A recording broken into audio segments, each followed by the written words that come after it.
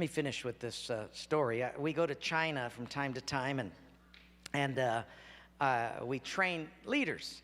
And this time we brought up 22 leaders from the Hunan province, and they rode 13 hours on a train to get to a hotel that they came up 2 by 2 in these elevators so as to not draw any attention. And then they got to a hotel room, a little apartment room. It's only about 700 square feet. In the little living room, no air conditioning, hardwood floor, 22 sat there. I came in, and when you teach in China, you start at 8 in the morning and you don't get done till 5 at night. You teach the whole day. They were sitting there, all 22 of them, and I looked around and I said, now, if we get caught, what will happen to me? They said, oh, you'll get deported in 24 hours and we'll go to prison for 3 years. I said, you're kidding. How many of you have been in prison for your faith? Out of 22, 18 raised their hands. I thought, no way. And I looked at him and I said, you 22 people, how many people do you oversee? Because they were all of these small group leaders, underground church leaders in the Hunan province.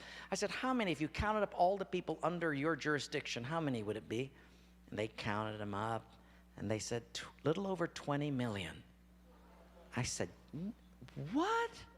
See, we forget there's 1.3 billion people in China. This is crazy. Well, I had 15 Bibles, and I passed them out. Obviously, 7 didn't get them. And I said, let's turn to 2 Peter chapter 1, and we're going to read it. And just then, one lady handed hers to somebody next to her. And I thought, interesting. Well, we turned there anyway, and as we started reading it, I understood why she gave it away. She had memorized the whole thing. She just recited the whole chapter. When it was done, I went over to her at a break, and I said, you recited the whole chapter. She says, oh, yes, I've memorized many chapters. I said, where did you memorize so many chapters? She said, in prison. She said, you have much time in prison. So I said, but don't they confiscate the Bible? She said, yes. So people bring in scriptures written on pieces of paper, and they bring it in. So I said, but then if they find that piece of paper on you, won't they confiscate that? She said, oh, yes, that's why you memorize it as fast as you can. Because even though they can take the paper away, they can't take what's hidden in your heart. I thought, wow. Well, after 3 days, you fall in love with these people.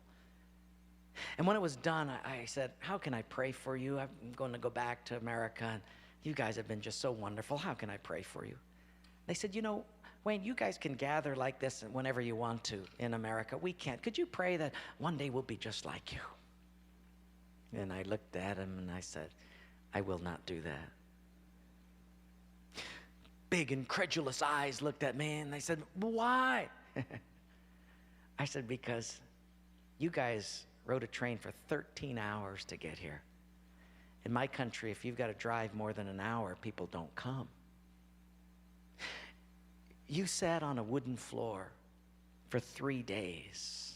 In my country, if people have to sit more than 40 minutes, they leave. You sat not only here for 3 days on a hard wooden floor, but you did it without air conditioning. In my country, if it's not padded pews and air conditioning, people don't often come back. In my country, we have an average of 2 Bibles per family. We don't read any of them. You hardly have any Bibles, and you memorize them from pieces of paper. I will not pray that we become like, you become like us, but I will pray that we become just like you.